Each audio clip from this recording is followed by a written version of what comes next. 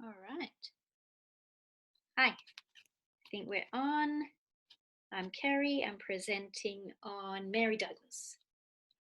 So Mary Douglas was one of the most influential cultural anthropologists of the 20th century.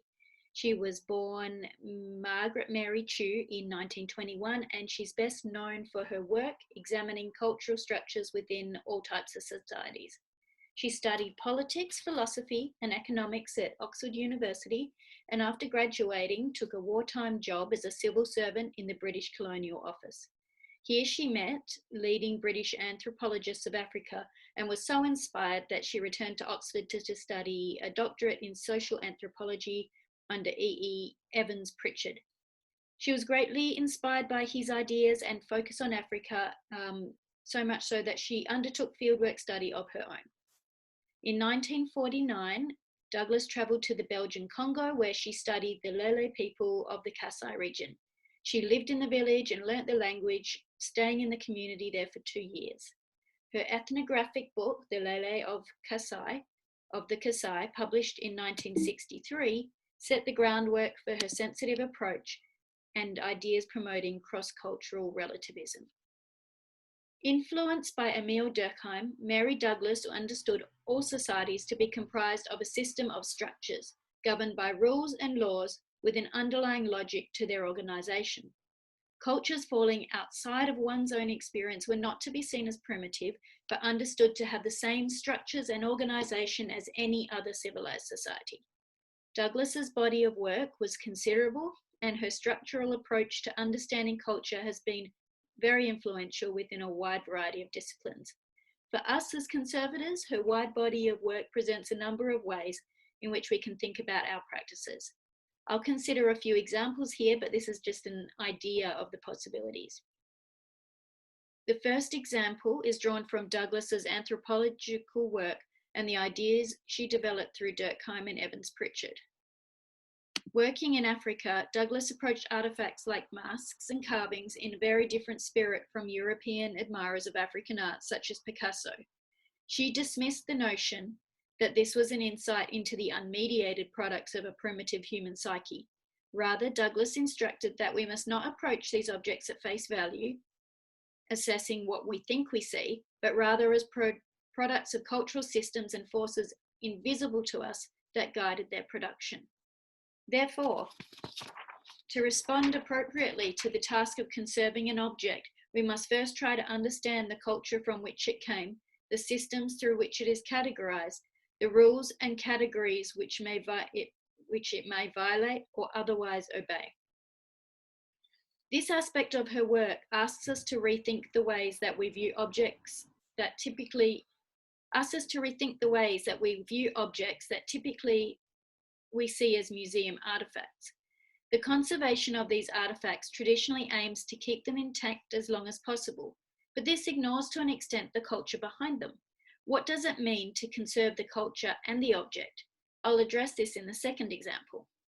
The second example sums up her ideas on dirt and pollution. Douglas's best known book, Purity and Danger, was published in 1966. And it's here that she first proposed her ideas on pollution and taboo. The notion of dirt was fundamental to these ideas. Dirt is matter out of place. Douglas instructed us to divorce our ideas of dirt from those simply of hygiene and instead work from the definition of dirt as simply matter out of place. By this she meant that the identification of dirt or something impure or not right was relative to its location. For example, consider leaves. If we look out the window and see a pile of leaves outside, that's fine. But if we open the door and the leaves blow in, we have a problem. Now the rug is dirty and needs to be cleaned. It's not the leaves themselves that are objectively dirty. The problem is one of location. We believe that the leaves do not belong inside, they belong outside. By changing location, they have left the category they were assigned, and now the system is in danger. The wrong must be put right, the rug must be vacuumed, to restore order or a notion of purity. A somewhat simplistic view of this idea could be seen in the values we attribute to the conservation of objects, the literal action of cleaning an object. For example, consider the conservation of a rare book. The idea of what constitutes dirt on it reflects what we think naturally belongs there and what is an addition or out of place. Many paper conservators vacuum, wash, and iron their objects, attempting to remove dust and stain, considering the concept of a new book to be the ideal. Others see the same blemishes and stains in different terms. As patina rather than stain, the exact same marks are viewed in terms of their historical agency, declaring the book's history and age instead of its degradation. But Douglas's ideas here have deeper implications for conservation practice. She suggests that this method of categorizing things as pure and impure or structuring of belief systems is common to all societies. She explains further how the system is determined by classifying matter into binary categories. Things must fall into categories. Those that don't transgress boundaries, those that don't and that transgress boundaries are seen as either impure, dirty, or repulsive, or interestingly, sometimes as powerful, taboo, or imbued with supernatural spiritual powers. Again, I'll use some examples. Consider mealtime in Australia. A pretty gross generalization here, sorry, vegetarians, but it's generally acceptable to eat different kinds of meat, lamb, beef, pork, or sea creatures, such as fish and shellfish are okay. Put them together, surf and turf. But what if I said, how about amphibious creatures? Frogs or a newt burger? No. Although it may be fine in other cultures, here most would be revolted by the thought of having a giant frog feast. Why? It's because the amphibious creatures don't fit neatly into those two categories that we use to organize our system.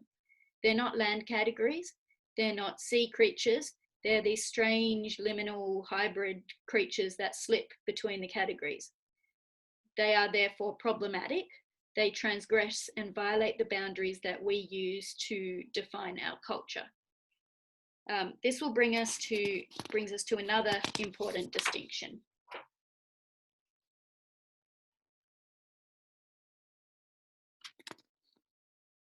Whilst concepts of pollution, dirt, and disgust may be the outcome of transgressions of these boundaries, another potential outcome is that these things that don't fit neatly into categories can be attributed great power. Like the title of her book suggests, if they are not pure, they may be dangerous. Oh, there's our leaves from before. Ever notice how in literature witches are always stirring cauldrons full of frogs' eyes and tongues of newt? These supernatural, powerful figures are assigned as their symbols, the very things that can't be categorized neatly. Their power comes from the impure. Being out of place gives them magical powers. Similarly, we can think of Native American two-spirit people who were transgender people and therefore not classified as either male or female. They were highly revered and considered special. Families with two-spirit members were considered very lucky. They were assigned special status in society as they confused established categories. Based on Douglas's idea of structure and organization, the transgression of categories confers spiritual or cultural significance. Therefore, it's important that when we approach objects or belief systems from cultures outside of our own sphere experience, we remember that we're not privy to the same knowledge or classification systems that they are.